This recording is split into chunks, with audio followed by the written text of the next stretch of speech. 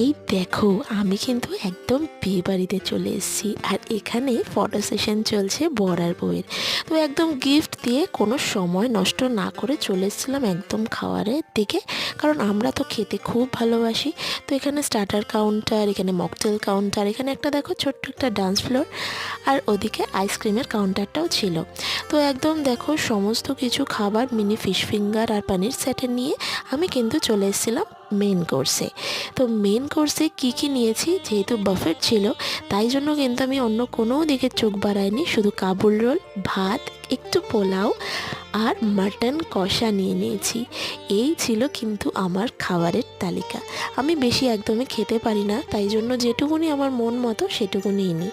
আর ছিল কিন্তু অনেক কিছু আইটেম, তো সেগুলো না নিয়ে যেটুকুনি আমার খাওয়ার সেটুকুনি একদম খেয়ে নিয়েছি। তো এবার যাচ্ছি বাড়ি, আর ভিডিওটা কেমন লাগলো অবশ্যই জানিও। তো চলো টাটা।